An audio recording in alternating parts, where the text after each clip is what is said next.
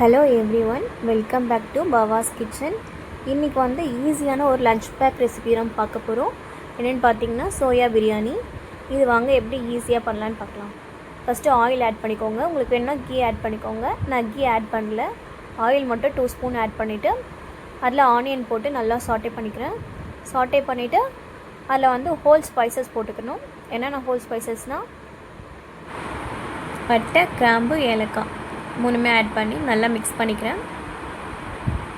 நல்லா மிக்ஸ் பண்ணி விட்டுட்டு இந்த ஸ்டேஜில் ஜிஞ்சர் கார்லிக் பேஸ்ட்டும் ஆட் பண்ணிக்கிறேன். இது பார்த்திங்கன்னா ஒரு 2 ஸ்பூன்ஸ் போட்டுக்கிறேன்.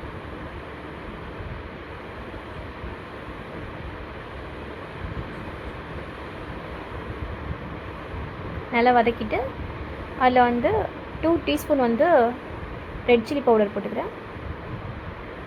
உங்களுக்கு காரத்துக்கு ஏற்ற மாதிரி போட்டுக்கோங்க.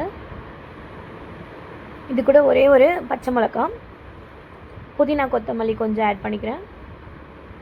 அப்புறம் டொமேட்டோவும் ஆட் பண்ணி நல்லா மிக்ஸ் பண்ணி விட்டுட்டு பிரியாணிக்கு தேவையான சால்ட் ஃபுல்லாகவே இதுலேயே ஆட் பண்ணிக்கிறேன்.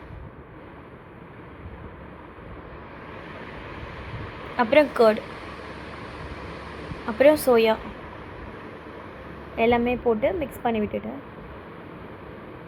நல்லா வதக்கி விட்டுக்கோங்க.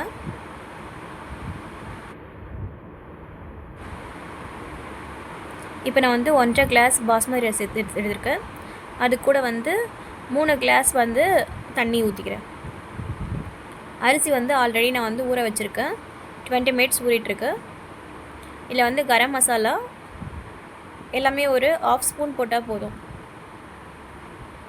கரம் மசாலா, சீரகத்தூள், அதுக்கப்புறம் பிரியாணி மசாலா மூணுமே வந்து 1/2 ஸ்பூன் போட்டுக்கிறேன். நல்லா மிக்ஸ் பண்ணி விட்டுட்டு கொதிக்கிறதுக்கு வெயிட் பண்ணுங்கள். கொதி வந்ததுக்கப்புறம் ரைஸ் ஆட் பண்ணிக்கலாம். கொதி வர ஸ்டார்ட் ஆகுது. நல்லா கொதித்ததும் ரைஸ் ஆட் பண்ணிக்கலாம்.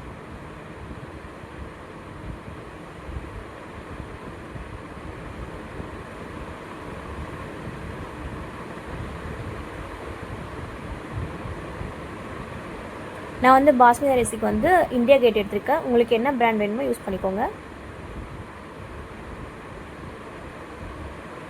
சும்மா லைட்டாக மிக்ஸ் பண்ணி விட்டுருங்க.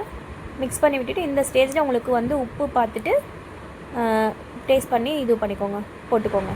அரிசியும் தண்ணி ஈக்குவல் ஆனதும் தம் போட்டுருங்க. 10 மினிட்ஸ்க்கு வந்து லோ ஃப்ளேமில் வச்சு தம் போடுங்க.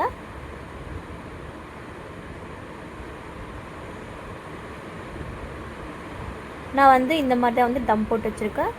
உங்களுக்கு வந்து தோசைக்கல் அந்த மாதிரி எது வந்து வெயிட்டாக இருக்கோ அந்த வெயிட் எடுத்து வச்சுருங்க. இப்போ ரைஸ் ரெடி ஆகிடுச்சு.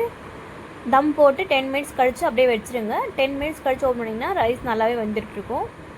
நல்லா உதிரி உதிரியாக வரும்.